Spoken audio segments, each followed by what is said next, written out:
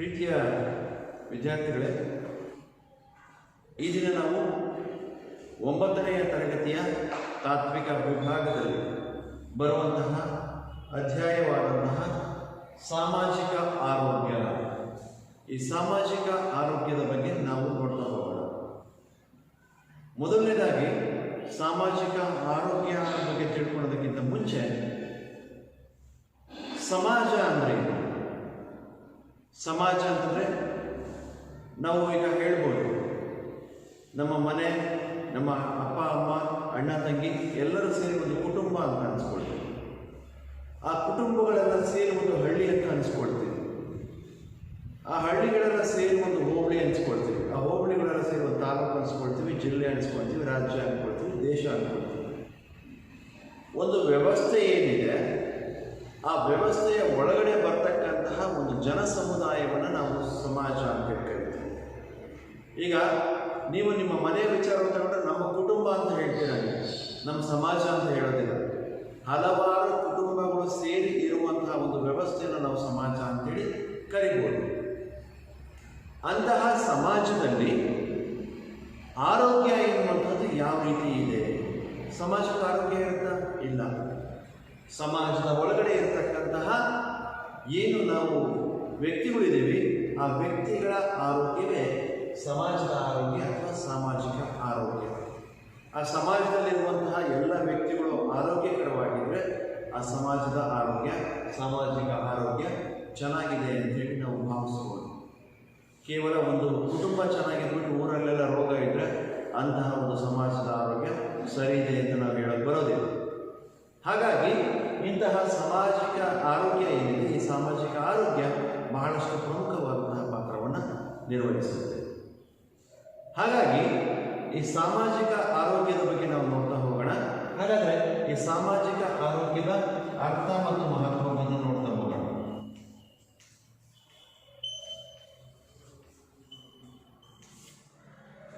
ಸಾಮಾಜಿಕ ಆರೋಗ್ಯ ಎಂದರೇನು, ಈ ಸಾಮಾಜಿಕ ಆರೋಗ್ಯದ ಅರ್ಥ ಏನು, ಇದರ ಮಹತ್ವ ಏನು ಅಂತೇಳಿ ನಾವು ನೋಡ್ತಾ ಹೋಗೋಣ.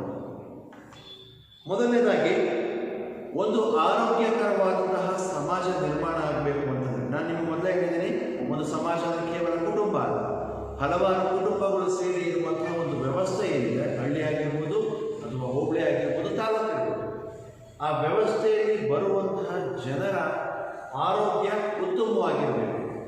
ಅಂತಹ ಸಮಾಜದ ಆರೋಗ್ಯ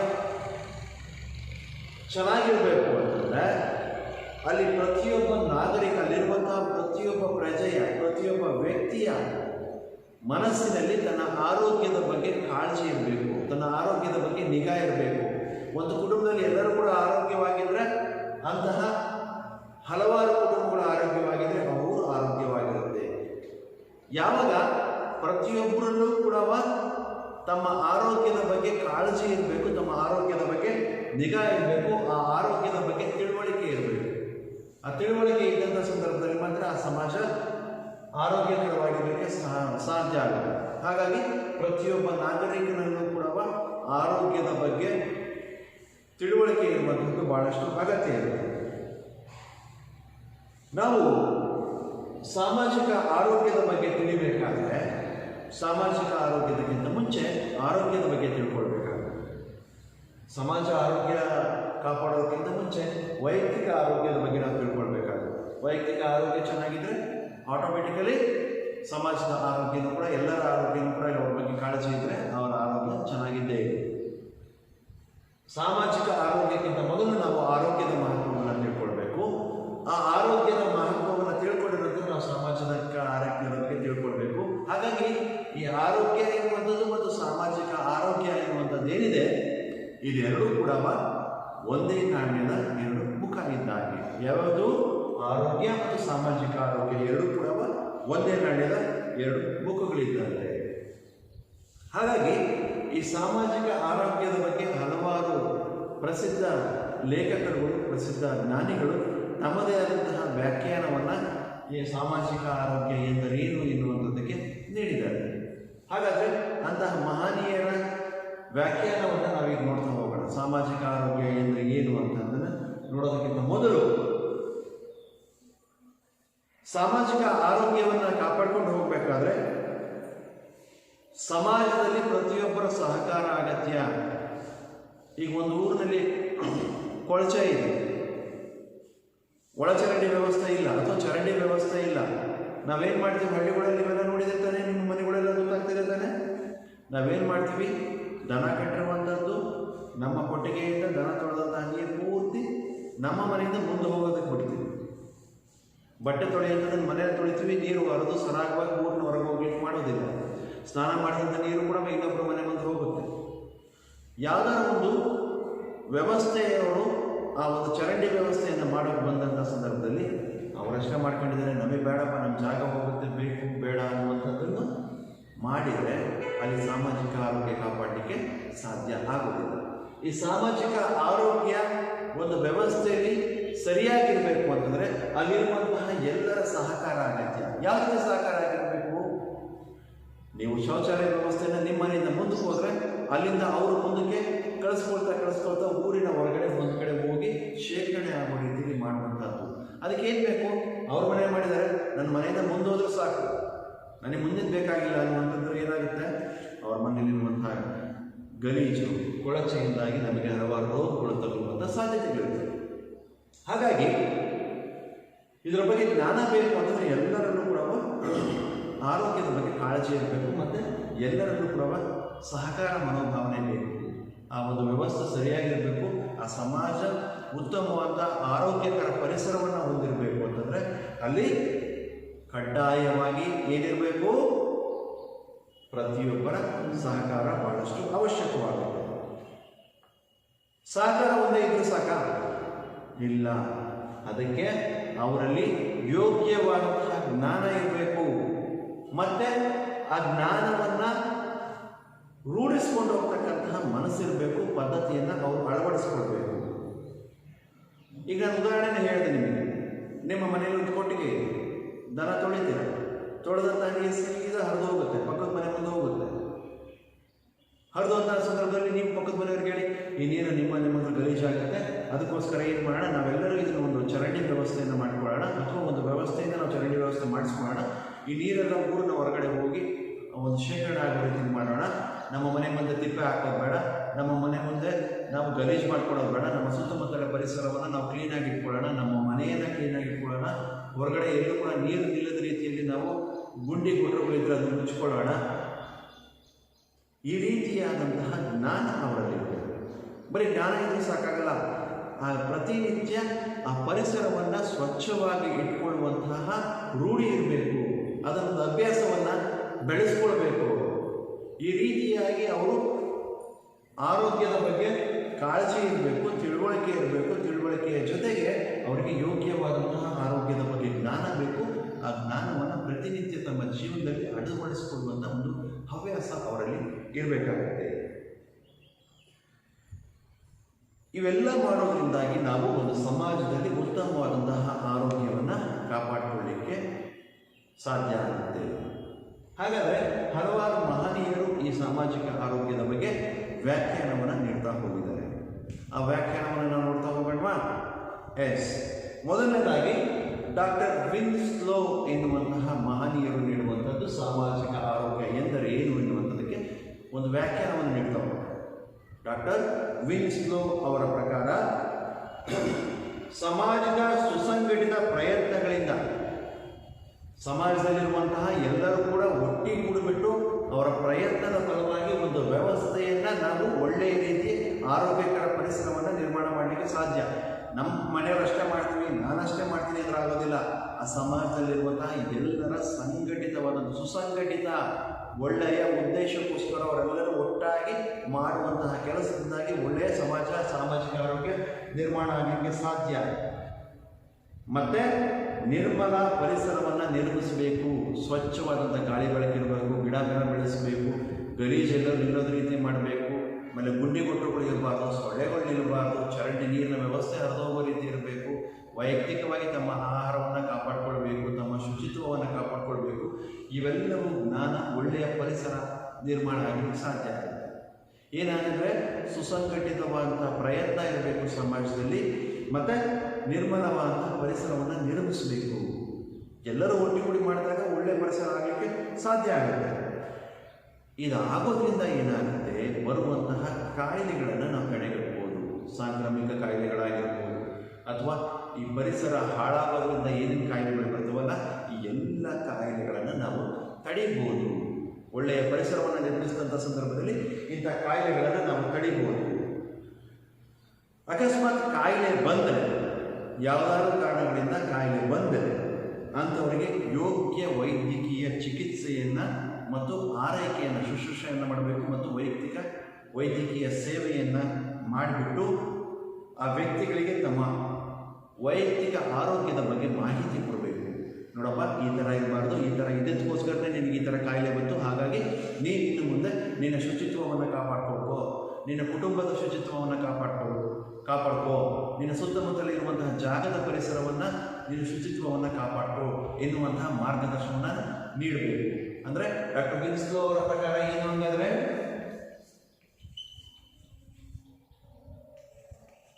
ಡಾಕ್ಟರ್ ವಿನ್ಸ್ಲೋ ಅವರ ಪ್ರಕಾರ ಸಾಮಾಜಿಕ ಆರೋಗ್ಯ ಅಂತಂದ್ರೇನು, ಒಂದು ಸುಸಂಘಟಿತವಾಗಿ ಎಲ್ಲ ಒಳ್ಳೆಯ ಉದ್ದೇಶಕ್ಕೋಸ್ಕರ ಜನರೆಲ್ಲ ಸೇರಿಬಿಟ್ಟು ಒಂದು ಒಳ್ಳೆಯ ಪರಿಸರವನ್ನು ನಿರ್ಮಾಣ ಮಾಡಬೇಕು. ಆರೋಗ್ಯವಾಗಿರುವಂತಹ ಒಂದು ಯಾವುದೇ ಶುಚಿತ್ವವಾಗಿರುವಂತಹ ಒಂದು ಪರಿಸರವನ್ನು ನಿರ್ಮಾಣ ಮಾಡಿಬಿಟ್ಟು ಅಲ್ಲಿ ಯಾವುದೇ ರೀತಿಯ ಸಾಂಕ್ರಾಮಿಕ ಕಾಯಿಲೆಗಳು ಬರದೇ ರೀತಿ ನೋಡ್ಕೊಳ್ಬೇಕು. ಅಕಸ್ಮಾತ್ ಬಂದರೂ ಕೂಡ ಅಂತಹ ಕಾಯಿಲೆಗಳಿಗೆ ಉತ್ತಮವಾದಂತಹ ಚಿಕಿತ್ಸೆಯನ್ನು ನೀಡಿಬಿಟ್ಟು ಅವನ ವೈಯಕ್ತಿಕ ಯಾವ ಕಾಯಿಲೆ ಬಂದಿದೆಯೋ ಆ ವ್ಯಕ್ತಿಯ ವೈಯಕ್ತಿಕ ಆರೋಗ್ಯದ ಬಗ್ಗೆ ಮಾಹಿತಿಯನ್ನು ನೀಡಬೇಕು ಎನ್ನುವಂಥದ್ದು ಡಾಕ್ಟರ್ ವಿನ್ಸ್ಲೋ ಅವರ ಅಭಿಪ್ರಾಯ ಆಗಿರುತ್ತೆ. ಈ ರೀತಿ ಸುಸಂಘಟಿತವಾದಂತಹ ವ್ಯವಸ್ಥೆ ಇರಬೇಕು, ಮತ್ತು ರೋಗ ಬರದ ರೀತಿ ನೋಡ್ಕೊಳ್ಬೇಕು, ಉತ್ತಮವಾದಂತಹ ಆರೋಗ್ಯವಾಗಿರುವಂತಹ ಪರಿಸರವನ್ನು ನಿರ್ಮಾಣ ಮಾಡಿಕೊಳ್ಬೇಕು. ಕಾಯಿಲೆ ಬಂದರೂ ಕೂಡ ವೈದ್ಯಕೀಯ ಚಿಕಿತ್ಸೆ ಮಾಡಿಸಬೇಕು ಮತ್ತು ವೈಯಕ್ತಿಕ ಆರೋಗ್ಯದ ಬಗ್ಗೆ ಅವನಿಗೆ ಮಾಹಿತಿ ನೀಡುವಂತಹ ವಿಜ್ಞಾನವೇ ಸಾಮಾಜಿಕ ಆರೋಗ್ಯ ಅಂತ ಹೇಳ್ತಾರೆ. ಯಾರು? ಡಾಕ್ಟರ್ ವಿನ್ಸ್ಲೋ ಅವರು. ನಂತರ ಡಾಕ್ಟರ್ ಬ್ರೂಕಿಂಗ್ಲೈನ್ ಅನ್ನುವಂಥದ್ದು,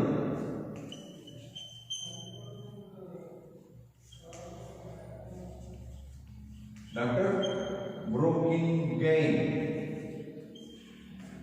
ಬ್ರೂಕಿಂಗ್ಲೈನ್ ಅವರ ಪ್ರಕಾರ ಸಾಮಾಜಿಕ ಆರೋಗ್ಯ ಎಂದರೆ ಏನು? ಡಾಕ್ಟರ್ ಬ್ರೂಕಿಂಗ್ಲೈನ್ ಅವರ ಅಭಿಪ್ರಾಯದಲ್ಲಿ ಒಂದು ಜ್ಞಾನದ ಸಂಕಲನ, ಒಳ್ಳೆಯ ಬುದ್ಧಿಯ ಒಳ್ಳೆಯ ವಿಷಯಗಳನ್ನು ಕೂಡಿಸಿಕೊಳ್ಳುವಂಥದ್ದು. ಯಾವುದ್ರ ಬಗ್ಗೆ? ಸಮಾಜದ ಬಗ್ಗೆ, ಸಮಾಜದ ಆರೋಗ್ಯದ ಬಗ್ಗೆ ಒಳ್ಳೆಯ ವಿಷಯಗಳನ್ನು ಕಲೆ ಹಾಕ್ಕೊಳ್ಳುವಂಥದ್ದು, ಕೂಡಿ ಹಾಕ್ಕೊಳ್ಳುವಂಥದ್ದು. ಒಳ್ಳೆಯ ವಿಷಯಗಳನ್ನು ಕೂಡಿ ಹಾಕೊಳ್ಳೋದು ಮಾತ್ರ ಒಂದು ಕೆಲಸ ಅಲ್ಲ, ಅದರ ಜೊತೆಗೆ ಅವನ್ನು ಕಾರ್ಯಗತಗೊಳಿಸಬೇಕು. ಒಳ್ಳೆಯ ಜ್ಞಾನದ ಸಂಕಲನ ಮತ್ತು ಅದನ್ನು ಕಾರ್ಯಗತಗೊಳಿಸುವಂತಹ ವಿಧಾನವೇ ಸಾಮಾಜಿಕ ಆರೋಗ್ಯ ಅಂತ ಹೇಳ್ತಾರೆ.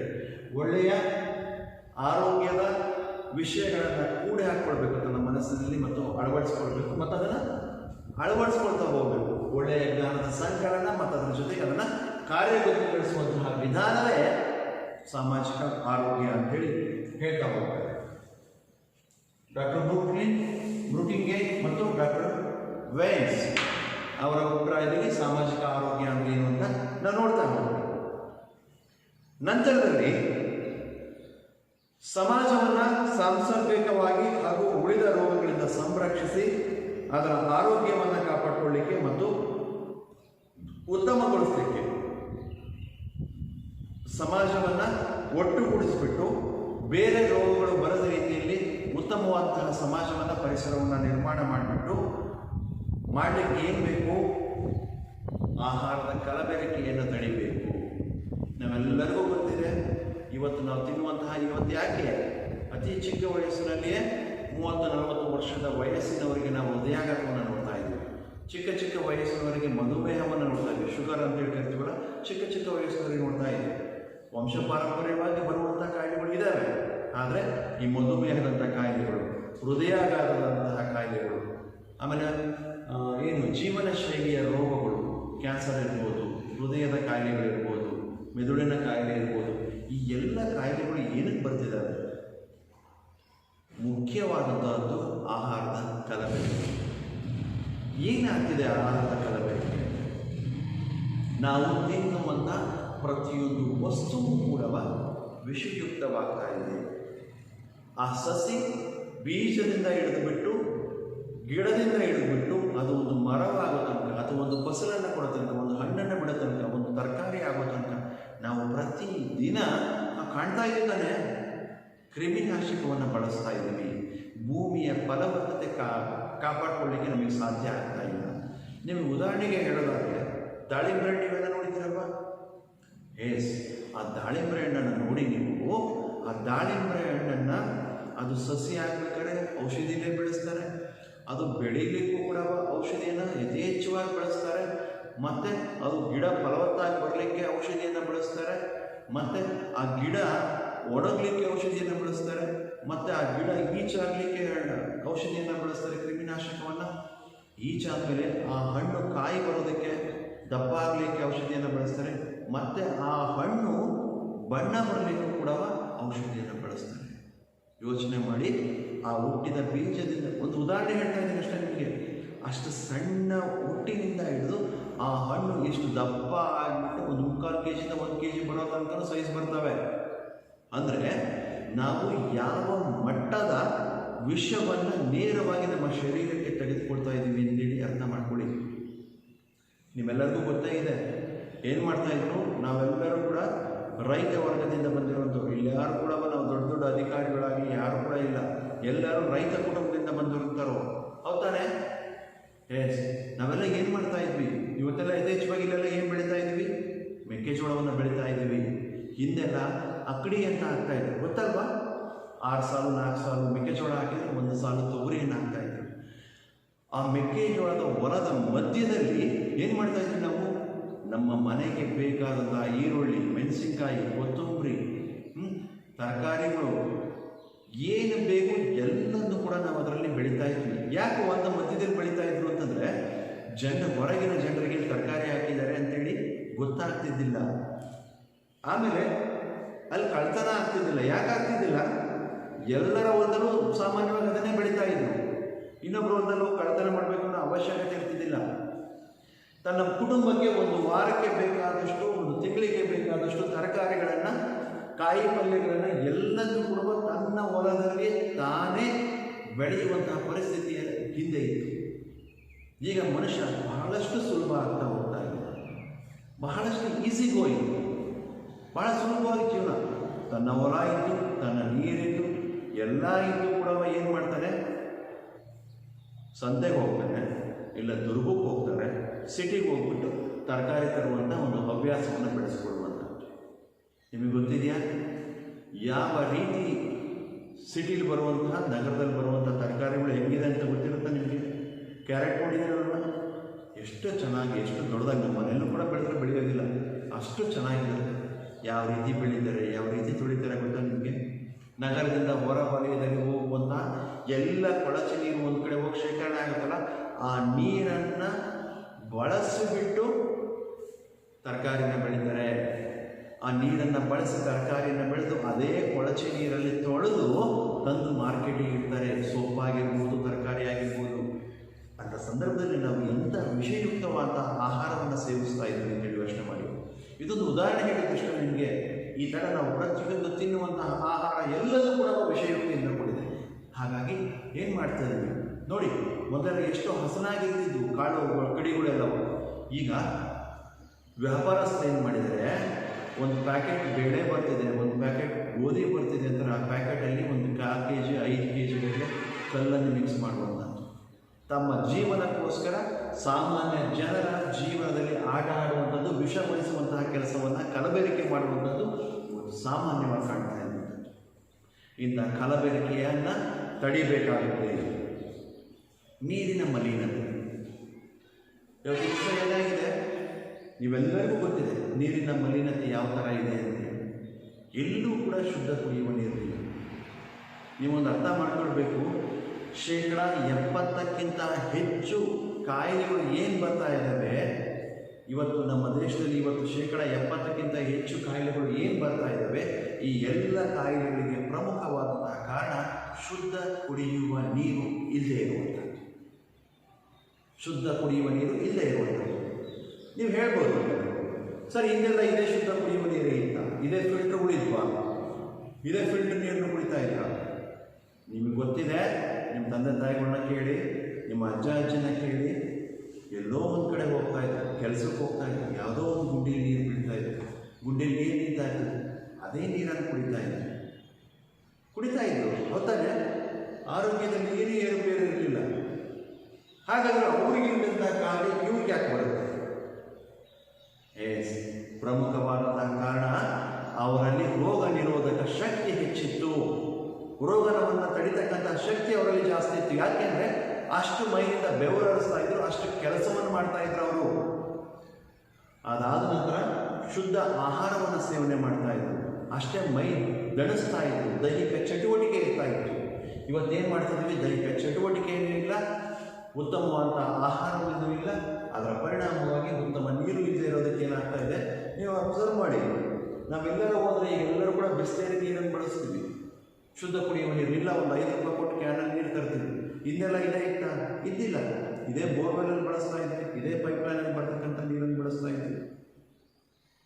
ಆದರೆ ಮನುಷ್ಯನ ಬದುಕಿನ ಬದಲಾವಣೆಯ ಪರಿಣಾಮವಾಗಿ, ಎಲ್ಲವೂ ವಿಷಯುಕ್ತವಾಗ್ತಾ ಇರೋ ಪರಿಣಾಮವಾಗಿ ಆಹಾರದ ಕಲಬೆರಕೆ ಆಗ್ತಾ ಇದೆ, ಆಹಾರ ವಿಷಯುಕ್ತ ಆಗ್ತಾ ಇದೆ, ನೀರಿನ ಮಲಿನತೆ ಹೆಚ್ಚಾಗ್ತಾ ಇದೆ. ಯಾವ ರೀತಿ ನೀರಿನ ಮಲಿನತೆ ಹೆಚ್ಚಾಗ್ತಾ ಇದೆ? ಹಿಂದೆ ನೀವೆಲ್ಲರೂ ರೈತರ ಕುಟುಂಬದವರು ಅಂತ ಹೇಳಿದ್ದೀವಿ. ಹಿಂದೆ 150-200 ಅಡಿ ಕೊರೆದ್ರೆ ಬೋರಲ್ಲಿ ನೀರು ಬರ್ತಾ ಇತ್ತು. ಇವತ್ತು 1000 ಅಡಿ 1500 ಅಡಿ ಕೊರೆದು ಕೂಡ ನೀರು ಬರ್ತಾ ಇಲ್ಲ. ಕಾರಣ ಏನು? ಅಂತರ್ಜಲ ಅನ್ನುವಂಥದ್ದು ಕುಸಿತ ಹೋಗ್ತಾ ಇದೆ. ಈ ಅಂತರ್ಜಲ ಎನ್ನುವಂಥದ್ದು ಕುಸಿತ ಹೋಗ್ತಾ ಇರುವ ಪರಿಣಾಮವಾಗಿ ಏನಾಗ್ತಿದೆ? ಭೂಮಿಯ ಕೆಳಭಾಗದಲ್ಲಿರುವಂತಹ ಲವಣಾಂಶಗಳು ನಾವೆಲ್ಲರೂ ಕೂಡ ಹೊರಗೆ ಚೆಲ್ತಾ ಇದ್ದೀವಿ ನೀರನ್ನು, ಕೆಟ್ಟ ನೀರನ್ನು, ಕಾರ್ಖಾನೆಯಿಂದ ಬಂದಂಥ ನೀರು ಇರ್ಬೋದು, ಇವೆಲ್ಲ ವಿಷಾಣುಗಳು ಭೂಮಿಯ ಒಳಗಡೆ ಹೋಗ್ತಾ ಇದ್ದಾವೆ. ಈ ಊರಿನ ಪ್ರತಿಯೊಂದು ಡ್ರೈನೇಜ್ ಇರ್ಬೋದು, ಎಲ್ಲವೂ ಭೂಮಿಯ ಅಂಶಗಳು, ಲವಣಾಂಶಗಳು ಭೂಮಿಯ ತಳಕ್ಕೆ ಹೋಗ್ತಾ ಇದ್ದಾವೆ. ಆ ತಳದ ಮಟ್ಟದಿಂದ ನಾವು ನೀರನ್ನು ಎತ್ತಿದಾಗ ಏನಾಗ್ತದೆ? ಫ್ಲೋರೈಡ್ ಯುಕ್ತ ನೀರು ಮೇಲ್ಗಡೆ ಬರ್ತಾ ಇದೆ. ನಾವೇನು ಊರಲ್ಲಿ ಬೋರ್ ಕೊಡ್ಸಿದ್ರೆ ಏನಾಗುತ್ತೆ? ಉಪ್ಪು ನೀರು ಬಿಡುತ್ತೆ. ಹೊರಗಡೆ ತೋಟಗಳು ಕೊಡಿಸಿದ್ರೆ ಸಿಹಿ ನೀರು ಇರುತ್ತೆ. ಯಾಕಂದರೆ ಆ ಭೂಮಿಯಲ್ಲಿ ಲವಣಾಂಶದ ಕಡಿಮೆ ಇರುತ್ತೆ. ಊರಲ್ಲಿ ಬರುವಂಥ ಎಲ್ಲ ಕೊಳಚೆ ಪರಿಣಾಮವಾಗಿ, ಕಾರ್ಖಾನೆಗಳ ಪರಿಣಾಮವಾಗಿ ಆ ಭಾಗದಲ್ಲಿ ಫ್ಲೋರೈಡ್ ಯುಕ್ತ ನೀರು ಬರ್ತಾ ಇದೆ. ಆ ಫ್ಲೋರೈಡ್ ಯುಕ್ತ ನೀರನ್ನು ಕುಡಿದ ಸಂದರ್ಭದಲ್ಲಿ ಏನಾಗ್ತಾ ಹೋಗುತ್ತೆ? ಮನುಷ್ಯನ ಮೂಳೆಗಳು ಸವಿತಾ ಹೋಗ್ತವೆ, ಹಲ್ಲುಗಳು ಹಳದಿ ಆಗ್ತಾ ಹೋಗ್ತವೆ, ಮನುಷ್ಯನ ಮೂಳೆಗಳು ಪೂರ್ತಿ ಕರಗೋಗುವಂತಹ ಸಾಧ್ಯತೆಗಳು ಇರ್ತವೆ. ಅಷ್ಟು ವಿಷಯುಕ್ತವಾದಂತಹ ನೀರು. ಹಾಗಾಗಿ ಏನು ಮಾಡ್ತೇವೆ ನಾವು? ಪರಿಸರವನ್ನು ಹಾಳು ಮಾಡಿದರ ಪರಿಣಾಮವಾಗಿ 1000 ಅಡಿ ತನಕ ಬೋರು ಹೋಗುತ್ತೆ, 2000 ಅಡಿ ತನಕ ಕೂಡ ಬೋರು ಕೊರಿತದೆ. ಹಾಗಾಗಿ ಏನಾಗ್ತೀವಿ? ಅನಿವಾರ್ಯವಾಗಿ ವಿಷಯುಕ್ತ ಅನಿಲ ಇರುತ್ತೆ, ಮಲಿನವಾದಂತಹ ನೀರಿರೋ ಪರಿಣಾಮವಾಗಿ ಶುದ್ಧ ಕುಡಿಯುವ ನೀರು ಅಂತೇಳಿ ನಾವು ಫಿಲ್ಟರ್ಗೆ ಹೋಗುವಂಥದ್ದನ್ನು ಕಾಣ್ತಾ ಇದ್ದೀವಿ. ಹವೆಯ ದೋಷ. ಹವೆಯ ದೋಷ ಅಂದರೆ ಗಾಳಿ, ಪರಿಸರ ಮಾಲಿನ್ಯದಲ್ಲಿ ಬರುವಂತಹ ಗಾಳಿ. ನಿಮ್ಮೆಲ್ಲರಿಗೂ ಗೊತ್ತೇ ಇದೆ, ನಾವು ಯಾವಾಗಲೂ ಸೇವಿಸುವಂಥದ್ದು ಆಮ್ಲಜನಕವನ್ನು ಸೇವಿಸ್ತೀವಿ, ನಾವು ನಮ್ಮ ಶರೀರದಿಂದ ಹೊರಗಡೆ ಇಂಗಾಲದ ಡೈಆಕ್ಸೈಡನ್ನು ಬಿಡ್ತೀವಿ. ನಾವು ಬಿಡುವಂತಹ ಇಂಗಾಲದ ಡೈಆಕ್ಸೈಡನ್ನು ಗಿಡ ಮರಗಳು ಹೀರ್ಕೊಳ್ತವೆ, ಅವುಗಳಿಂದ ಶುದ್ಧವಾದಂತಹ ಆಮ್ಲಜನಕ ಬಿಟ್ಟುಕೊಡುವಂಥದ್ದನ್ನು ನಾವು ಕುಡಿತೀವಿ. ಹಾಗಾಗಿ ಮನುಷ್ಯನಿಗೆ ಆಮ್ಲಜನಕ ಸೇರಿಕೊಳ್ಳುತ್ತೆ. ಇವತ್ತೇನಾಗಿದೆ? ಗಿಡ ಮರಗಳ ಸಂಖ್ಯೆ ಕಡಿಮೆ ಆಗ್ತಾ ಇದೆ. ಮನುಷ್ಯನ ದುರಾಸೆಗೋಸ್ಕರ, ಮನುಷ್ಯನ ಲಾಲಸೆಗೋಸ್ಕರ ಗಿಡ ಮರಗಳು, ಕಾಡು ಎಲ್ಲವೂ ಕೂಡ ನಾಶ ಆಗ್ತಾ ಇದೆ. ಕಾಂಕ್ರೀಟ್ ನಾಡಾಗಿ ಪರಿವರ್ತನೆ ಆಗ್ತಾ ಇದೆ. ಅದರ ಪರಿಣಾಮವಾಗಿ ಮನುಷ್ಯನ ಜನಸಂದಣಿ ಜಾಸ್ತಿ ಆಗ್ತಾ ಇದೆ. ಇಂಗಾಲದ ಡೈಆಕ್ಸೈಡನ್ನು ಮನುಷ್ಯ ಬಿಟ್ಬಿಟ್ಟು ಅದೇ ಇಂಗಾಲದ ಡೈಆಕ್ಸೈಡನ್ನು ಸೇವಿಸುವಂತಹ ಪರಿಸ್ಥಿತಿ ಬಂದಿದೆ. ಯಥೇಚ್ಛವಾದಂಥ ಮರಗಳಿಲ್ಲ, ಆಮ್ಲಜನಕದ ಪ್ರಮಾಣ ಕಡಿಮೆ ಆಗ್ತಾ ಇದೆ. ಹಾಗಾಗಿ ಒಳ್ಳೆಯ ಗಾಳಿ ಇಲ್ಲದ ಪರಿಣಾಮವಾಗಿ ಕಾಯಿಲೆಗಳು ಹೆಚ್ಚಾಗ್ತಾ ಇದೆ. ಒಳ್ಳೆಯ ಗಾಳಿ, ಒಳ್ಳೆಯ ಆಹಾರ, ಶುದ್ಧ ಕುಡಿಯುವ ನೀರು. ಹಾಗಾದರೆ ವಿಷಯುಕ್ತ ಕಲಬೆರಕೆಯ ಆಹಾರವನ್ನು ತಡೆಗಟ್ಟಬೇಕು, ಮಲಿನವಾದಂತಹ ನೀರನ್ನು ಬಳಸುವಂಥದ್ದನ್ನು ತಡೆಗಟ್ಟಬೇಕು, ಹದಗೆಟ್ಟಿರುವಂತಹ ಗಾಳಿಯ ಸೇವನೆಯನ್ನು ತಡೆಗಟ್ಟಬೇಕು. ಇವುಗಳನ್ನೆಲ್ಲ ತಡೆಗಟ್ಟಿಬಿಟ್ಟು ಒಳ್ಳೆಯ ವಾತಾವರಣವನ್ನು ನಿರ್ಮಾಣ ಮಾಡಬೇಕು. ಒಳ್ಳೆಯ ಗಿಡ ಮರಗಳನ್ನು ಬೆಳೆಸಬೇಕು, ಪೋಷಿಸಬೇಕು. ಕೇವಲ ಸ್ವಾರ್ಥಕ್ಕೋಸ್ಕರ, ವೈಯಕ್ತಿಕ ಬಳಕೆಗೋಸ್ಕರ ಮರಗಳನ್ನು ಹಾಕಬಾರ್ದು. ಕೇವಲ ಒಂದು ಟೀಕ್ ಆಗ್ತೈತೆ, ಅಗಲ ಗಿಡ ಆಗ್ತದೆ, ನನಗೆ ಮನೆ ಮುಟ್ಟಾಗುತ್ತೆ ಅಂತ ಕಾರಣಕ್ಕೋಸ್ಕರ ಹಾಕಬಾರ್ದು. ಗಿಡ ಮರಗಳು. ಯಾಕೆ ಮಳೆಗಾಲ ಕಡಿಮೆ ಆಗ್ತಾ ಇದೆ? ಯಾವಾಗಲೂ ಕೂಡ ಮೇ ತಿಂಗಳಲ್ಲಿ ಮಳೆಗಾಲ ಆರಂಭವಾದರೆ ಸೆಪ್ಟೆಂಬರ್ ತನಕ ಮಳೆ ಬರ್ತಾ ಇತ್ತು. ಈಗ ಆಗಸ್ಟ್ ಆದರೂ ಕೂಡ ಮಳೆ ಬರೋದಿಲ್ಲ. ಯಾಕೆ? ಎಲ್ಲವೂ ಕೂಡ ಬದಲಾವಣೆ ಆಗ್ತಾ ಇದ್ದಾವೆ. ಕಾಲ ಕೆಟ್ಟೋಗಿದೆ ಅಂತ ಹೇಳ್ತೀವಿ. ಯಾವತ್ತೂ ಕಾಲ ಕೆಟ್ಟಿಲ್ಲ. ಕೆಟ್ಟಿರುವಂಥದ್ದು ಮನುಷ್ಯನ ಗುಣಗಳು, ಮನುಷ್ಯನ ದುರಾಸೆಗಳ ಪರಿಣಾಮವಾಗಿ ಇವತ್ತು ಕಾಲ ಬದಲಾವಣೆಯನ್ನು ಆಗ್ತಾ ಇದೆ. ನೀವೆಲ್ಲ ನೋಡ್ತಾ ಇದ್ದೀರಾ. ಸುಮಾರು 100 ವರ್ಷಗಳ ಕಾಲ ಹಿಂದೆ ಪ್ಲೇಗ್ ರೋಗ ಬಂದಿತ್ತು, ಚಾಪೆ ಸುಳಿ ರೋಗ ಅಂತ ಇದ್ರು. ಸಾವಿರಾರು ಜನ ಇಡೀ ಊರೇ ಬಿಟ್ಟು ಹೋಗ್ತಾ ಇದ್ರು. ಜನಗಳನ್ನು ಚಾಪೆಯಲ್ಲಿ ಸುತ್ತಿಬಿಟ್ಟು ಸಾಮೂಹಿಕ ದಹನ ಮಾಡುವಂಥದ್ದು, ಸಾಮೂಹಿಕ ಮಣ್ಣು ಮಾಡುವಂಥದ್ದನ್ನು ನೋಡ್ತಾ ಇದ್ದೀವಿ. ಈಗ ಅದೇ ನಾವು ಕೋವಿಡ್-19 ಕರೋನಾ ನೋಡ್ತಾ ಇದ್ದೀವಿ. ಈಗಲೂ ಕೂಡ ಎಷ್ಟೋ ಚಿಕ್ಕ ವಯಸ್ಸಿನವರು ಎಲ್ಲರಿಗೂ ಕೂಡ ಈ ಕಾಯಿಲೆ ಅಂಟ್ಕೊಂಡ್ಬಿಟ್ಟು ಮನುಷ್ಯ ಸಾಯ್ತಾ ಇರುವಂಥದ್ದನ್ನು ನೋಡ್ತಾ ಇದ್ದೀವಿ. ಏನಾಗ್ತಿದೆ? ಪರಿಸರ ಏನಾಗ್ತಿದೆ? ಪರಿಸರದ ಹಾಳು ಮಾಡಿದ್ರ ಪರಿಣಾಮವಾಗಿ ಭೂಮಿ ಅನ್ನುವಂಥದ್ದು ಏನು ಮಾಡ್ತಿದೆ? ತನ್ನ ಸಮತೋಲನವನ್ನು ಕಾಪಾಡಿಕೊಳ್ಳಿಕ್ಕೆ ಈ ರೀತಿ ವರ್ತನೆಯನ್ನು ಮಾಡ್ತಾ ಇದೆ. ಅತಿವೃಷ್ಟಿ ಆಗ್ತಾ ಇದೆ. ಕೆಲವು ಕಡೆ ಭರ್ಜರಿ ಮಳೆ ಬಂದು ಮುಚ್ಕೊಂಡು ಹೋಗ್ತಾ ಇದೆ. ಕೆಲವು ಕಡೆ ಮಳೆನೇ ಇದ್ದರೆ ಬರಗಾಲದ ಪರಿಸ್ಥಿತಿ ಇದೆ. ಏನಾಗ್ತಾ ಇದೆ? ಮನುಷ್ಯನನ್ನು ಭೂಮಿ ತೂಕ ಎಷ್ಟೊಂದು ತಡ್ಕೊಳ್ಳುತ್ತೆ. ತೂಕ ತಡ್ಕೊಳ್ಳಿಕ್ಕೆ ಸಾಧ್ಯ ಇಲ್ಲ. ತೂಕ ತಕ್ಕಡಿ ಸಮವಾಗಿರಬೇಕು. ಆ ಸಮ ಮಾಡ್ಕೊಳ್ಳಿಕ್ಕೆ ಈ ಥರದ ಎಲ್ಲ ವ್ಯತ್ಯಾಸಗಳು, ಅತಿವೃಷ್ಟಿ, ಅನಾವೃಷ್ಟಿ, ಈ ಥರ ಮಾರಕ ಕಾಯಿಲೆಗಳನ್ನು ನಾವು ನೋಡ್ತಾ ಇದ್ದೀವಿ.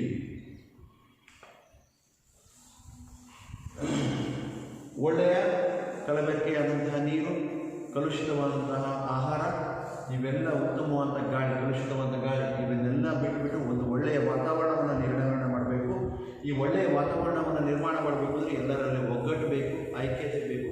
ಇದರ ಪರಿಣಾಮವಾಗಿ ಒಂದು ಒಳ್ಳೆಯ ಸಾಮಾಜಿಕ ಆರೋಗ್ಯವನ್ನು ನಿರ್ಮಾಣ ಮಾಡಬಹುದು ಎನ್ನುವಂಥದ್ದು ಪ್ರಮುಖವಾದ ಅಂಶ.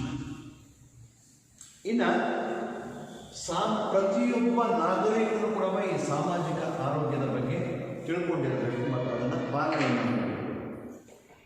ಸಾಮಾಜಿಕ ಆರೋಗ್ಯವನ್ನು ಕಾಪಾಡ್ಕೊಂಡು ಬರಬೇಕಾಗಿರುವಂಥದ್ದು ಪ್ರತಿಯೊಬ್ಬ ನಾಗರಿಕನ ಕರ್ತವ್ಯ.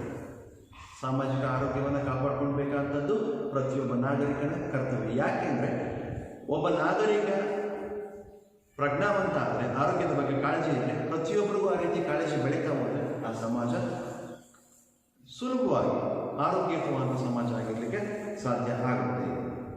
ಉತ್ತಮ ಸಾಮಾಜಿಕ ಆರೋಗ್ಯ ಬರಬೇಕು ಅಂತಂದರೆ, ಉತ್ತಮ ಆರೋಗ್ಯಯುತ ಸಮಾಜ ನಿರ್ಮಾಣ ಆಗಬೇಕು ಅಂತಂದರೆ ನಾವೆಲ್ಲರೂ ಕೂಡ ಈ ಕೆಳಗೆ ಏನು ಕಾಣಿಸುತ್ತಲ್ಲ ಅವೆಲ್ಲ ಪದ್ಧತಿಗಳನ್ನು, ಹವ್ಯಾಸಗಳನ್ನು, ರೂಢಿಗಳನ್ನು ನಮ್ಮ ಜೀವನದಲ್ಲಿ ಅಳವಡಿಸಿಕೊಳ್ಬೇಕು. ಯಾವ್ಯಾವ ಹಾಗಾದರೆ ಪದ್ಧತಿಗಳು? ಒಂದು, ಕಂಡಲ್ಲಿ ಉಗುಳಬಾರದು, ಸೀನ್ಬಾರದು ಮತ್ತು ಬಹಿರ್ದೆಸೆಗೆ ಹೋಗಬಾರದು. ಬಹಿರ್ದೆಸೆ ಅಂದರೆ ಗೊತ್ತಲ್ಲ, ನೀವೇ ನೋಡಿದಿರ. ಇಲ್ಲಿ ನಿಮ್ಮ ಹಳ್ಳಿಯಲ್ಲಿ ಏನಾಗುತ್ತೆ? ಸರ್ಕಾರ ಬಯಲು ಶೌಚ ಮುಕ್ತ ಸಮಾಜವನ್ನು ನಿರ್ಮಾಣ ಮಾಡಬೇಕು, ಬಯಲು ಶೌಚ ಹೋಗಬಾರ್ದು, ಅದನ್ನು ಮುಕ್ತವಾದಂಥ ಸಮಾಜವನ್ನು ನಿರ್ಮಾಣ ಮಾಡಬೇಕು ಅಂತೇಳಿ ಕೇಂದ್ರ ಸರ್ಕಾರ ಆಗಿರ್ಬೋದು, ರಾಜ್ಯ ಸರ್ಕಾರ ಆಗಿರ್ಬೋದು, ಉದ್ಯೋಗ ಖಾತ್ರಿಯ ಮೂಲಕ ಆಗಿ ಪ್ರತಿಯೊಂದು ಮನೆಯೂ ಕೂಡ ಒಂದು ಶೌಚಾಲಯವನ್ನು ಕಟ್ಟಿಸ್ಕೊಳ್ಳುವಂಥ ಎಲ್ಲ ಪ್ರಯತ್ನವನ್ನು ಮಾಡ್ತಾ ಇದ್ದಾರೆ. ಎಲ್ಲರ ಮನೆಯಲ್ಲೂ ಶೌಚಾಲಯ ಕಟ್ಟಿಸ್ಕೊಳ್ಳಿಕ್ಕೆ ದುಡ್ಡು ತೊಗೊಂಡಿದ್ದಾರೆ. ಎಷ್ಟು ಮನೆಯಲ್ಲಿ ಶೌಚಾಲಯ ಇದೆ? ನೀವೇ ಹೇಳಿ ನೋಡೋಣ. ನಿಮ್ಮ ಮನೆಯಲ್ಲಿ ಎಷ್ಟು ಮನೆಯಲ್ಲಿ ಶೌಚಾಲಯ ಇದೆ? ಎಷ್ಟು ಜನ ಆ ಶೌಚಾಲಯವನ್ನು ಬಳಕೆ ಮಾಡ್ತಾ ಇದ್ದಾರೆ? ನೀವೇ ನೋಡ್ತಾ ಇದ್ದಾರೆ. ಈ ಊರಲ್ಲಿ ಎಷ್ಟು ಜನ ಬೆಳಗಿನ ಸಮಯದಲ್ಲಿ ಎಲ್ಲ ಜನರ ಎದುರಿಗೆ ಕೂಡ ತಗೊಂಡು ಹೋಗುವಂಥದ್ದನ್ನು ನೋಡ್ತಾ ಇದ್ದೀರಿ, ಬಹಿರ್ದೆಸೆಗೆ ಹೋಗುವಂಥದ್ದನ್ನು ನೋಡ್ತಾ ಇದ್ದೀರಾ. ಯಾಕೆ ನಿರ್ಮಾಣ ಆಗ್ತದೆ? ಅವರಲ್ಲಿ ಆ ಜ್ಞಾನ ಇಲ್ಲ. ಶೌಚಾಲಯವನ್ನು ಬಳಸಬೇಕು ಯಾವ ರೀತಿ ಇದೆ ಅಂತಂದರೆ, ನಿಮಗೊಂದು ಟಿ ವಿಲಿ ಅಡ್ವರ್ಟೈಸ್ ಬರುತ್ತೆ, ಗೊತ್ತ, ಜಾಹೀರಾತು ಬರುತ್ತೆ. ಹೆಣ್ಣು ಕೇಳಕ್ಕೆ ಹೋದಂಥ ಸಂದರ್ಭದಲ್ಲಿ ಗಂಡನ ಮನೆಯಲ್ಲಿ ಶೌಚಾಲಯ ಇದೆಯಾ ಅಂತ ಕೇಳ್ತಾರೆ. ಇಲ್ಲ ಅಂದರೆ ಹಾಗಾದರೆ ನಿಮ್ಮ ಮನೆಗೆ ನಮ್ಮ ಹೆಣ್ಣನ್ನು ಕೊಡೋದಿಲ್ಲ. ಈ ರೀತಿಯಾದಂತಹ ಸಾಮಾಜಿಕ ಕಳಕಳಿ ಇದ್ದಾಗ ಮಾತ್ರ ಸಮಾಜ ಬದಲಾವಣೆ ಆಗಲಿಕ್ಕೆ ಸಾಧ್ಯ. ಒಬ್ಬ ಹೆಣ್ಣು ಮಕ್ಕಳು ಬಹಿರ್ದೆಸೆಗೆ ಹೊರಗಡೆ ಹೋದರೆ ಎಷ್ಟು ಅಸಹ್ಯ ಎನ್ನುವಂಥದ್ದು. ಹೆಣ್ಣು ಮಕ್ಕಳು ಮಾತ್ರ ಅಲ್ಲ, ಗಂಡು ಮಕ್ಕಳೇ ಆಗಿರ್ಬೋದು, ಅವರೆಲ್ಲಾದರೂ ಕಾಯಿಲೆ ಇರ್ಬೋದು. ಆ ಬಹಿರ್ದೆಸೆಗೆ ಹೋದಂಥದ್ರ ಮೇಲೆ ಸೊಳ್ಳೆ ನೊಣಗಳು ಕುತ್ಕೊಳ್ಬೋದು. ಅವು ಬಂದ್ಬಿಟ್ಟು ನಮ್ಮ ಆಹಾರದ ತೆರೆದಿಟ್ಟಂತಹ ಆಹಾರದ ಮೇಲೆ, ಅಂಗಡಿಗಳ ತಿನಿಸುಗಳ ಮೇಲೆ ಕುತ್ಕೊಳ್ತು ಅಂತಂದರೆ ಆ ಆಹಾರವನ್ನು ನಾವು ಸೇವಿಸಿದ್ರೆ ಕಾಲರ, ಮಲೇರಿಯಾ, ಡೆಂಗ್ಯೂ ಈ ಥರ ಎಲ್ಲ ಕಾಯಿಲೆಗಳನ್ನು ನಾವು ಕಾಣ್ಬೋದು. ಹಾಗಾಗಿ ಮೊದಲನೇ ಜ್ಞಾನವನ್ನು ಏನು ಬೆಳೆಸಿಕೊಳ್ಬೇಕು? ಪ್ರತಿಯೊಬ್ಬ ನಾಗರಿಕನು ಕಂಡಲ್ಲಿ ಉಗುಳುವಂಥದ್ದನ್ನು, ಕಂಡಲ್ಲಿ ಸೀನುವಂಥದ್ದನ್ನು ಮತ್ತು ಬಹಿರ್ದೆಸೆಗೆ ಹೋಗುವಂಥದ್ದನ್ನು ತಡಿಬೇಕು. ಇವೆಲ್ಲ ನೋಡ್ತಾ ಇದ್ದಾರೆ. ಇವತ್ತು ಗುಡ್ಗ ಬಂದ್ಬಿಟ್ಟು ಏನಾಗ್ತಿದೆ, ಎಲ್ಲಿ ನೋಡಿದ್ರು ಹಳ್ಳಿಗಾಡಿನಲ್ಲಿ ಬಿಡ್ರಿ, ನಗರದ ಯಾವ್ದಾರ ಕಚೇರಿಗೆ ಹೋಗ್ರಿ, ಸರ್ಕಾರಿ ಕಚೇರಿಗೆ ಹೋದರೆ ಆ ಕಚೇರಿಯ ಗೋಡೆಗಳ ಮೂಲೆಗಳಲ್ಲಿ ಉಗಿದಿರುವಂಥದ್ದನ್ನು ನೀವು ಕಾಣ್ತೀರಾ. ಸಾರ್ವಜನಿಕ ಶೌಚಾಲಯಗಳಲ್ಲಿ ಉಗಿದಿರುವಂಥದ್ದನ್ನು ನೀವು ನೋಡ್ತೀರಾ. ಸಾರ್ವಜನಿಕ ಶೌಚಾಲಯಗಳಿರ್ತವೆ, ಅಲ್ಲಿ ಬಹಿರ್ದೆಸೆಗೆ ಹೋಗ್ತವೆ. ನೀವು ಬಳಸಿದ ನಂತರ ನೀರನ್ನು ಯಥೇಚ್ಛವಾಗಿ ಬಳಸಿ ಅಂತ ಬೋರ್ಡ್ ಹಾಕಿರ್ತಾರೆ, ಬಳಸಲ್ಲ. ಲ್ಯಾಬ್ರೇಟರಿಗೆ ಹೋದರೆ ನೀರು ಹಾಕೋ ರೀತಿಯಲ್ಲಿ ಬರ್ತಾರೆ, ಯೂರಿನಲ್ಸ್ಗೆ ಹೋದರೆ ನೀರು ಆನ್ ಮಾಡಿ ಫ್ರೆಶ್ ಮಾಡಿ ಬರೋದನ್ನು ಬಿಡ್ತಾರೆ. ಆ ರೀತಿಯಾದಂತಹ ಪ್ರಜ್ಞೆ ಅವರಲ್ಲಿಲ್ಲ ಅಂತಂದರೆ, ಎಲ್ಲರೂ ಇದೇ ರೀತಿ ಅಂದರೆ ಯಾವ ರೀತಿಯಲ್ಲಿ ಸಮಾಜ ಆರೋಗ್ಯವಾಗಿರಲಿಕ್ಕೆ ಸಾಧ್ಯ ಆಗುತ್ತೆ? ಯಾವ ವ್ಯಕ್ತಿಯಲ್ಲಿ ಆ ಪರಿಜ್ಞಾನ ಇರುತ್ತೋ ಆವಾಗ ಮಾತ್ರ ಸಮಾಜ ಏನಾಗ್ತಾ ಹೋಗುತ್ತೆ, ಸಮಾಜ ಎನ್ನುವಂಥದ್ದು ಆರೋಗ್ಯಕರವಾಗಿರಲಿಕ್ಕೆ ಸಾಧ್ಯ. ನಾವು ಬಳಸ್ಕೊಳ್ಬೇಕಂತ ಒಳ್ಳೆಯ ಗುಣಗಳಲ್ಲಿ, ರೂಢಿಗಳಲ್ಲಿ ಯಾವುದು? ಒಂದೇನು, ಕಂಡಲ್ಲಿ ಉಗುಳಬಾರದು,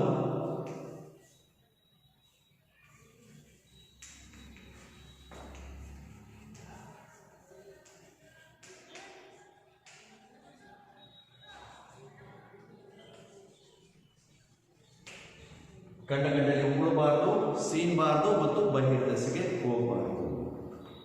ಇನ್ನು ಎರಡನೇದು, ಉಪಯೋಗಕ್ಕೆ ಯೋಗ್ಯವಲ್ಲದ ಹೊಲಸು ಪದಾರ್ಥಗಳನ್ನು ಕಂಡಲ್ಲಿ ಎಸೆಯದೆ ಅದಕ್ಕಾಗಿ ನಿರ್ದಿಷ್ಟಪಡಿಸಿದಂತಹ ಸ್ಥಳಗಳಲ್ಲಿ ಹಾಕಬೇಕು.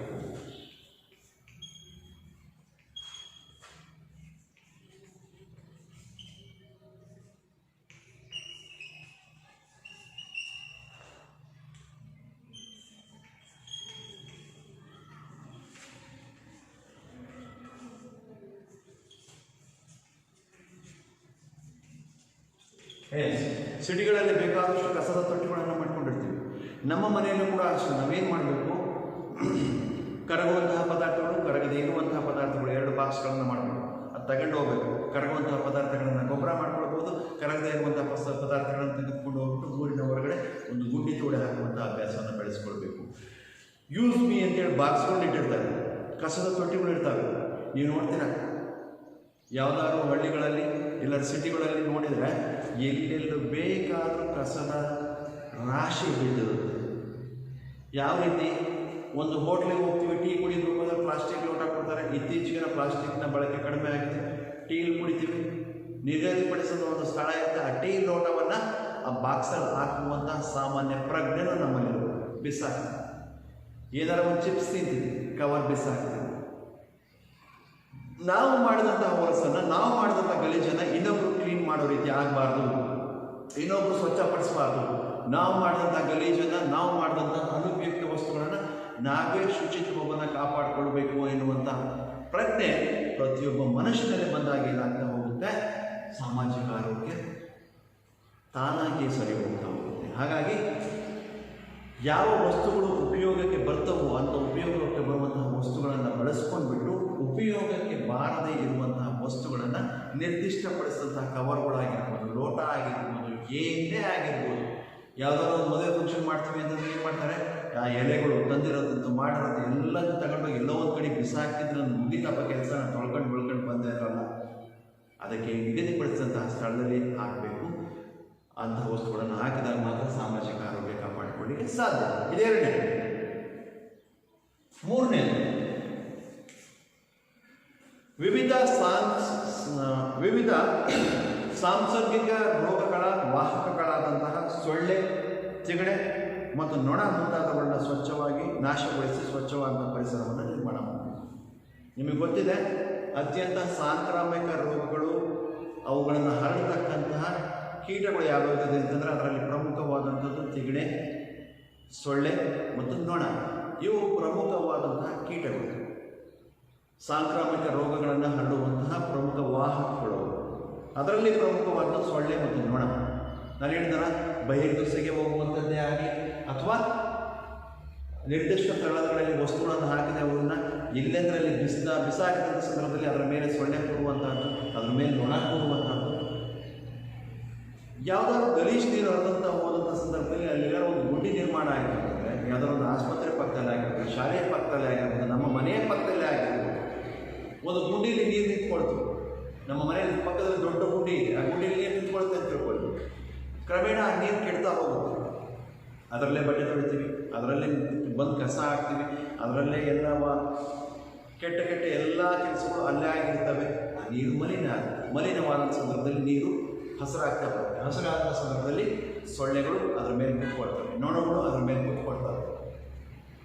ಕೂತ್ಕೊಂಡಂಥ ಸಂದರ್ಭದಲ್ಲಿ ನೊಣಗಳಾಗಲಿ ಸೊಳ್ಳೆಗಳಾಗಲಿ ಅವುಗಳ ಮರಿಗಳನ್ನು ಸಾಕಷ್ಟು ಮಟ್ಟದಲ್ಲಿ ಅಲ್ಲಿ ಉತ್ಪತ್ತಿಯನ್ನು ಮಾಡ್ತವೆ. ಅಷ್ಟು ಸೊಳ್ಳೆಗಳು, ಅಷ್ಟು ನೊಣಗಳು ನಾವು ತಿನ್ನುವಂತಹ ತೆರೆದಿಟ್ಟ ಆಹಾರದ ಮೇಲೆ, ತಿಂಡಿ ತಿನಿಸುಗಳ ಮೇಲೆ, ಹೋಟೆಲ್ಗಳಲ್ಲಿರುವಂತಹ ಬೇಕರಿಗಳಲ್ಲಿರುವಂತಹ ವಸ್ತುಗಳ ಮೇಲೆ ಬಂದು ಕೂತ್ಕೊಳ್ಳುತ್ತೆ. ನಾವು ಕುಡಿಯುವಂಥ ನೀರಿನ ಮೇಲೆ ಬಂದು ಕೂತ್ಕೊಂಡ ಸಂದರ್ಭದಲ್ಲಿ ಕ್ರಮೇಣವಾಗಿ ನಾವೇನು ಮಾಡ್ತೀವಿ, ಆ ಆಹಾರಗಳನ್ನು ಸೇವಿಸ್ತೀವಿ ಮತ್ತು ಆ ವಸ್ತುಗಳನ್ನು ನಾವು ಬಳಸ್ತೀವಿ. ಅವಾಗ ಏನಾಗ್ತಾ ಹೋಗುತ್ತೆ, ಆಟೋಮೆಟಿಕಲಿ ನಮಗೇನಾಗ್ತಾ ಹೋಗುತ್ತೆ, ವಾಂತಿ ಆಗುತ್ತೆ, ಜ್ವರ ಬರುತ್ತೆ, ಭೇದಿ ಆಗುತ್ತೆ, ಕಾಲರ, ಮಲೇರಿಯಾ, ಡೆಂಗ್ಯೂ, ಚಿಕನ್ ಗುನ್ಯಾ, ಎಷ್ಟು ಕಾಯಿಲೆಗಳು ಬೇಕು, ಹಕ್ಕಿ ಜ್ವರ, ಹಂದಿ ಜ್ವರ, ಎಲ್ಲ ಥರದ ಕಾಯಿಲೆಗಳು ಬಂದು ಹೋಗ್ತವೆ. ಸಾಂಕ್ರಾಮಿಕ ರೋಗಗಳು ಒಬ್ಬರಿಂದ ಒಬ್ಬರಿಗೆ ಬಿಟ್ಟು ಸಾಮಾಜಿಕ ಆರೋಗ್ಯ ಹದಗೆಡ್ತಾ ಹೋಗುತ್ತೆ. ಅದಕ್ಕೋಸ್ಕರ ಏನು ಮಾಡಬೇಕು, ಒಂದು ಉಗುಳುವಂಥದ್ದು, ಸೀನುವಂಥದ್ದು ಮತ್ತು ಬಹಿರ್ದೆಸೆಗೆ ಹೊರಗೆ ಹೋಗುವಂಥದ್ದನ್ನು ನಿರ್ಬಂಧಿಸಬೇಕು. ಶೌಚಾಲಯಗಳನ್ನೇ ಬಳಸಬೇಕು ಮತ್ತು ಉಪಯೋಗಕ್ಕೆ ಬರದೇ ಇರುವಂತಹ ವಸ್ತುಗಳನ್ನು ನಿಗದಿಪಡಿಸಿದಂತಹ ಸ್ಥಳದಲ್ಲೇ ಹಾಕಬೇಕು. ಮತ್ತು ಏನು ನೊಣ, ಸೊಳ್ಳೆ ಮತ್ತು ಜಿಗಡುಗಳಿದ್ದಾವೆ, ಆ ರೀತಿಯಾದಂತಹ ಕ್ರಿಮಿಕೀಟಗಳು ನಾಶ ಆಗುವ ರೀತಿಯಲ್ಲಿ ಕ್ರಿಮಿನಾಶಕಗಳನ್ನು ಸಿಂಪಡಿಸಿಬಿಟ್ಟು ಸ್ವಚ್ಛತೆಯನ್ನು ಕಾಪಾಡಬೇಕು.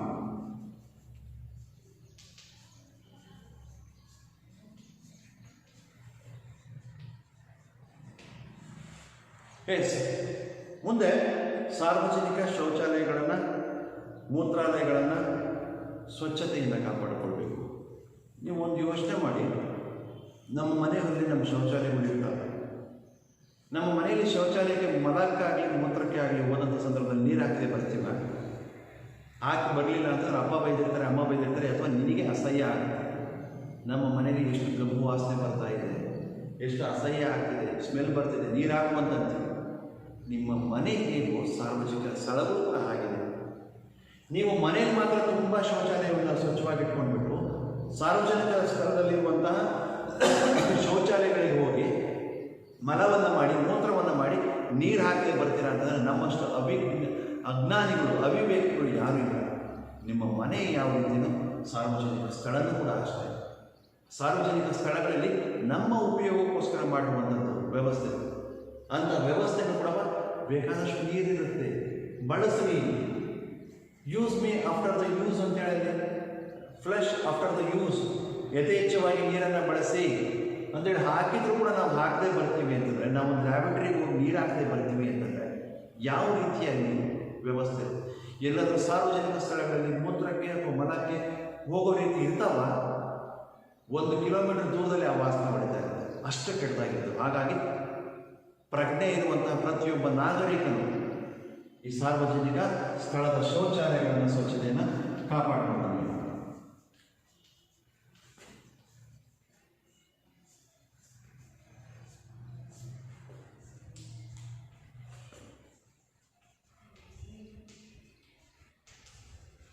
ಸಾರ್ವಜನಿಕ ಸ್ಥಳದ ಸ್ವಚ್ಛತೆಯನ್ನು ಕಾಪಾಡಿಕೊಳ್ಬೇಕು. ಮತ್ತು ಈ ಮಲ ಮೂತ್ರ ವಿಸರ್ಜನೆಗಳನ್ನು ನಾವು ಯಾವ ಕಾರಣಕ್ಕೂ ಕೂಡ ಬಹಿರ್ದೆಸೆಗೆ ಹೊರಗಡೆ ಹೋಗದಲ್ಲೇ ಶೌಚಾಲಯಗಳನ್ನೇ ಬಳಸಬೇಕು.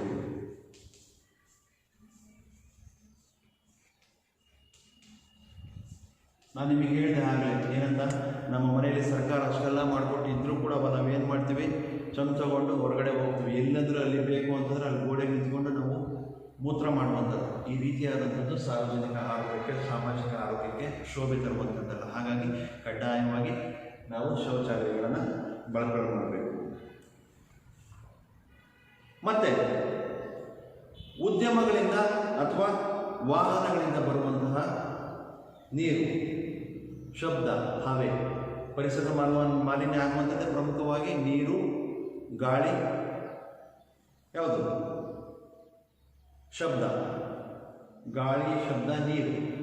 ಉದ್ಯಮಗಳಿಂದ ಬರುವಂತಹ, ಕಾರ್ಖಾನೆಗಳ ಬರುವಂತಹ ನೀರು ಮತ್ತು ವಾಹನಗಳಿಂದ ಕಾರ್ಖಾನೆಗಳಿಂದ ಬರುವಂತಹ ಹೊಗೆ, ಮತ್ತು ವಾಹನಗಳಿಂದ ಮತ್ತು ಕಾರ್ಖಾನೆಗಳಿಂದ ಬರುವಂತಹ ಶಬ್ದ, ಇವೆಲ್ಲವೂ ಏನಿದ್ದಾವೆ ಇವೆಲ್ಲವೂ ಕೂಡ ಒಂದು ಮಲಿನ ಆಗದ ರೀತಿಯಲ್ಲಿ ನೋಡ್ಕೊಳ್ಬೇಕು. ಏನು ಕಾರ್ಖಾನೆಯಿಂದ ಒಂದು ನೀರು ಬಿಡ್ತಾರೆ ಅಂತ ತಿಳ್ಕೊಳ್ರಿ, ಶಬ್ದಗಳು ಬರುವಂತಹ ವಾಹನಗಳಿದ್ದಾವೆ ಅಂತ ತಿಳ್ಕೊಳ್ರಿ. ಇವೆಲ್ಲವೂ ಕೂಡ ಗಿಡ ಮರಗಳನ್ನು ಹೆಚ್ಚು ಬಳಸಬೇಕು. ಕಾರ್ಖಾನೆಗಳಿಂದ ಬರುವಂತಹ ನೀರನ್ನು ಹರಿದುಬಿಟ್ಟು ಯಾವುದೇ ಶುದ್ಧ ನೀರಿಗೆ ಸೇರ್ಪಡೆ ಆಗದ ರೀತಿಯಲ್ಲಿ ನೋಡ್ಕೊಂಡ್ಬಿಟ್ಟು ಹರಿದು ಹೊರಗೆ ಹೋಗೋದ ರೀತಿಯಲ್ಲಿ ಶುದ್ಧವಾದ ನೀರಿಗೆ ಮಲಿನ ಆಗದ ರೀತಿಯಲ್ಲಿ ಗಾಳಿ ಆಗಿರ್ಬೋದು, ಶಬ್ದ ಆಗಿರ್ಬೋದು ಆಗದ ರೀತಿ ನೋಡ್ಕೊಳ್ಬೇಕು. ಉದ್ಯಮಗಳಿಂದ ಅಥವಾ ವಾಹನಗಳಿಂದ ಬರ್ತಕ್ಕಂಥ ನೀರು, ಶಬ್ದ, ಗಾಳಿ ಇವು ಮಲಿನ ಆಗದ ರೀತಿ ಯಾಕೆ ಕಾಪಾಡ್ಕೊಳ್ಬೇಕು? ಪ್ರತಿಯೊಬ್ಬ ನಾಗರಿಕನ ಕರ್ತವ್ಯ ಅದು ಕಾಪಾಡ್ಕೊಳ್ಬೇಕಾಗಿರುವಂಥದ್ದು. ಮತ್ತು ಸುತ್ತಮುತ್ತಲಿನ ಪರಿಸರದಲ್ಲಿ ಯಾವುದಾದ್ರೂ ಸಾಂಕ್ರಾಮಿಕ ರೋಗಗಳು ಬಂದ ಸಂದರ್ಭದಲ್ಲಿ ಸಂಬಂಧಪಟ್ಟಂಥ ಪ್ರಾಧಿಕಾರಕ್ಕೆ ತಿಳಿಸಬೇಕು.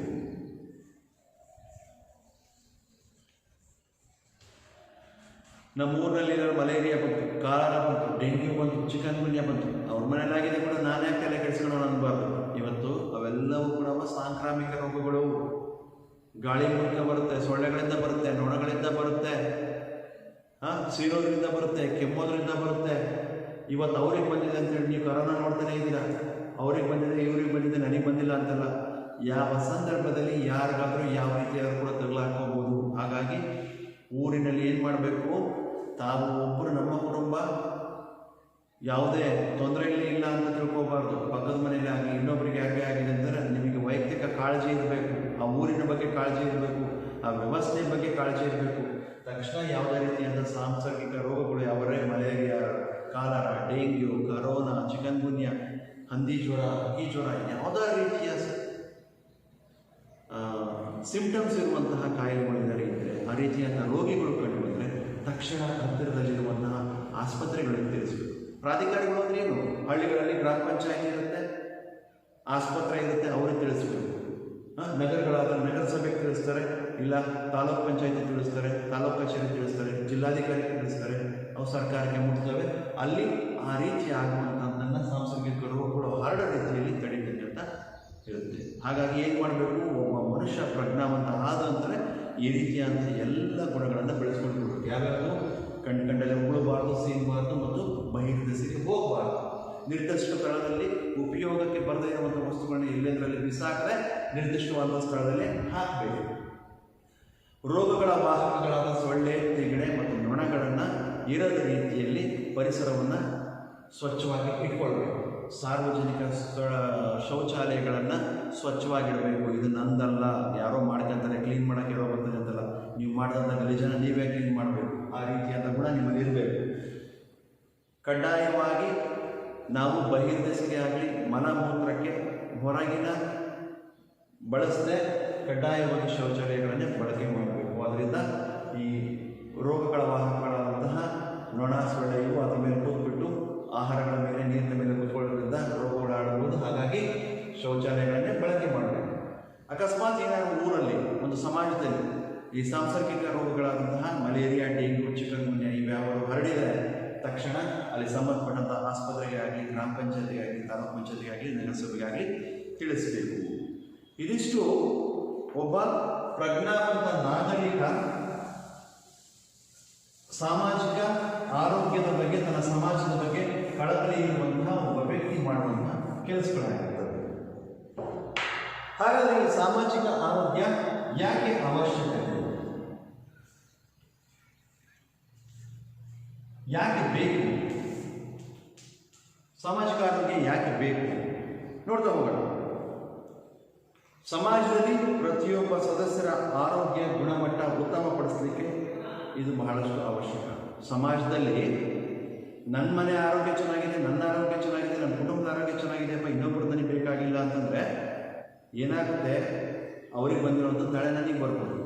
ಒಂದು ಊರಲ್ಲಿ, ಒಂದು ಸಮಾಜದಲ್ಲಿ ಆರೋಗ್ಯ ಚೆನ್ನಾಗಿರಬೇಕು ಅಂತಂದರೆ ತಾನು ಮಾತ್ರ ಅಲ್ಲ, ಎಲ್ಲರ ಆರೋಗ್ಯ ಚೆನ್ನಾಗಿರಬೇಕು ಅಂಥೇಳಿ ತನಗೆ ಕಾಳಜಿ ಇರಬೇಕು. ಪ್ರತಿಯೊಂದು ವ್ಯಕ್ತಿಯಲ್ಲೂ, ಪ್ರತಿಯೊಂದು ಕುಟುಂಬದಲ್ಲೂ ಕೂಡ ಈ ರೀತಿಯಾದಂತಹ ಸಾಮಾಜಿಕ ಆರೋಗ್ಯದ ಬಗ್ಗೆ, ವೈಯಕ್ತಿಕ ಆರೋಗ್ಯದ ಬಗ್ಗೆ ಕಾಳಜಿ ಮುಕ್ತಾಗಿ ಏನಾಗುತ್ತೆ, ಕ್ರಮೇಣವಾಗಿ ಆ ಸಮಾಜ ಎನ್ನುವಂಥದ್ದು ಆರೋಗ್ಯಕರವಾಗಿರಲಿಕ್ಕೆ ಸಾಧ್ಯ ಆಗುತ್ತೆ. ಅಂದರೆ ಏನರ್ಥ, ಪ್ರತಿಯೊಬ್ಬ ಸದಸ್ಯರು ಪ್ರತಿಯೊಬ್ಬ ವ್ಯಕ್ತಿಯೂ ಕೂಡ ತನ್ನ ಆರೋಗ್ಯದ ಬಗ್ಗೆ ಗಮನ ಇಟ್ಕೊಂಡಾಗ ಮಾತ್ರ ಎಲ್ಲರ ಆರೋಗ್ಯ ಚೆನ್ನಾಗಿರಲಿಕ್ಕೆ ಸಾಧ್ಯ ಆಗುತ್ತೆ. ರೋಗಮುಕ್ತ ಸಮಾಜವನ್ನು ನಿರ್ಮಾಣ ಮಾಡಲಿಕ್ಕೆ ಸಾಧ್ಯ ಆಗುತ್ತೆ. ಮೊದಲನೇದು ಸದಸ್ಯರ ಆರೋಗ್ಯ. ಪ್ರತಿಯೊಬ್ಬ ಸದಸ್ಯರ ಆರೋಗ್ಯ ಉತ್ತಮವಾಗಿದ್ದರೆ ಇಡೀ ಸಮಾಜದ ಆರೋಗ್ಯ. ಯಾಕೆಂದರೆ ಒಬ್ಬನ ಆರೋಗ್ಯ ಅಂತಂದರೆ ಎಲ್ಲರ ಆರೋಗ್ಯಗಳು ಅದೇ ರೀತಿ ಅವ್ರು ಕಾಪಾಡ್ಕೊಳ್ತಾ ಹೋದರೆ ಇಡೀ ಸಮಾಜದ ಆರೋಗ್ಯ ಚೆನ್ನಾಗಿರುತ್ತೆ. ಎರಡನೇದು ರೋಗಮುಕ್ತ ಸಮಾಜ ನಿರ್ಮಾಣ ಆಗುತ್ತದೆ. ಎಲ್ಲೂ ಕೂಡ ಎಲ್ಲರ ವೈಯಕ್ತಿಕ ಆರೋಗ್ಯದ ಬಗ್ಗೆ ಕಾಳಜಿ ಇದ್ದಂಥ ಸಂದರ್ಭದಲ್ಲಿ ಇಡೀ ಕುಟುಂಬದಲ್ಲಿ ಆರೋಗ್ಯದ ಬಗ್ಗೆ ಕಾಳಜಿ ಇರುತ್ತೆ, ಇಡೀ ಊರಿನಲ್ಲಿ ಕಾಳಜಿ ಇರುತ್ತೆ, ಇಡೀ ಜಿಲ್ಲೆಯಲ್ಲಿ ಕಾಳಜಿ ಇರುತ್ತೆ, ಇಲ್ಲ ತಾಲೂಕಲ್ಲಿ ಇರುತ್ತೆ, ಗ್ರಾಮ ಪಂಚಾಯತಿಯಲ್ಲಿ ಇರುತ್ತೆ. ಎಲ್ಲ ಕಡೆಗೂ ಈ ರೀತಿಯಾದಂಥ ಆರೋಗ್ಯದ ಕಾಳಜಿ ಇದ್ದಾಗ ಅಲ್ಲಿ ರೋಗಗಳಿಗೆ ಅವಕಾಶ ಇರುವುದಿಲ್ಲ. ರೋಗಮುಕ್ತ ಸಮಾಜ ನಿರ್ಮಾಣ ಮಾಡಲಿಕ್ಕೆ ಸಾಧ್ಯ ಆಗುತ್ತೆ.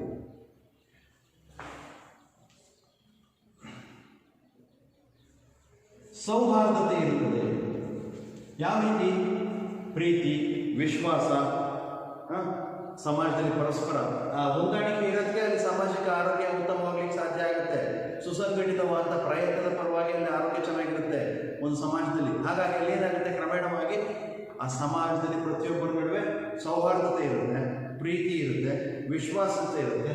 ಇದೆಲ್ಲದರ ಪರಿಣಾಮವಾಗಿ ಇಡೀ ಸಾಮಾಜಿಕ ಆರೋಗ್ಯ ಅನ್ನುವಂಥದ್ದು ವೃದ್ಧಿಯಾಗ್ತಾ ಹೋಗುತ್ತೆ. ಮತ್ತು ನಾಲ್ಕನೇದು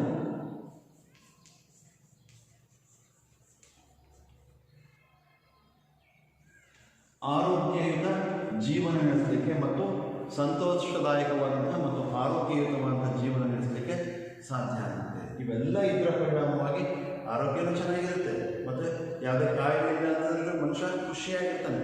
ಆರೋಗ್ಯ ಜೀವನ ನಡೆಸಲಿಕ್ಕೆ ಸಾಧ್ಯ ಆಗುತ್ತೆ ಮತ್ತು ಸಂತೋಷವಾದಂಥ ಜೀವನ ನಡೆಸಲಿಕ್ಕೆ ಸಾಧ್ಯ ಇರುತ್ತೆ. ಇದಿಷ್ಟು ನೀವು ನೋಡಿದಂಥದ್ದು ಸಾಮಾಜಿಕ ಆರೋಗ್ಯ ಎಂದರೇನು, ಅದರ ಅರ್ಥ ಮತ್ತು ಆ ಸಾಮಾಜಿಕ ಆರೋಗ್ಯದ ಮಹತ್ವ ಏನು, ಒಬ್ಬ ಒಳ್ಳೆಯ ನಾಗರಿಕ ಸಾಮಾಜಿಕ ಆರೋಗ್ಯದ ಬಗ್ಗೆ ಯಾವ ರೀತಿ ಕಾಳಜಿ ಇರಬೇಕು ಮತ್ತು ಸಾಮಾಜಿಕ ಆರೋಗ್ಯದ ಅವಶ್ಯಕತೆ ಯಾಕೆ ಬೇಕು ಎನ್ನುವಂಥದ್ದನ್ನು ನಾವು ಇದುವರೆಗೂ ನೋಡಿದ್ವಿ. ಇದಾದ ನಂತರ ಚಟುವಟಿಕೆಯಲ್ಲಿ ನಿಮ್ಮ ತರಗತಿಯಲ್ಲಿ ಮತ್ತು ನಿಮ್ಮ ಶಾಲೆಯಲ್ಲಿ ಇರುವಂತಹ ಸಾಮಾಜಿಕ ಆರೋಗ್ಯದ ಬಗ್ಗೆ, ಪರಿಸರಗಳ ಬಗ್ಗೆ ನೀವು ಕೈಗೊಂಡಂತಹ ಕೆಲಸಗಳು ಏನೇನು ಮಾಡಿದ್ದಾರೆ ನಿಮ್ಮ ಶಾಲೆಯಲ್ಲಿ. ನೀವು ಗಿಡ ನೆಟ್ಟಿರುವಂಥದ್ದು ಮತ್ತು ನಿಮ್ಗೆ ಬಂದ ತಕ್ಷಣ ಶಾಲೆಯನ್ನು ಕ್ಲೀನ್ ಮಾಡ್ಕೊಳ್ಳುವಂಥದ್ದು, ಎಲ್ಲೂ ಪರೆಘಟ್ಟದಲ್ಲಿ ತಿಗಣೆ, ಸೊಳ್ಳೆ, ನೊಣಗಳು ಇಲ್ಲದೆ ಇರುವಂಥ ರೀತಿಯದ್ದು, ಶುದ್ಧ ಕುಡಿಯುವ ನೀರಿನ ಬಗ್ಗೆ, ಶೌಚಾಲಯಗಳ ಬಗ್ಗೆ, ಇದೆಲ್ಲದರ ಬಗ್ಗೆ ನಿಮಗೆ ತಿಳುವಳಿಕೆ ಇರಬೇಕು.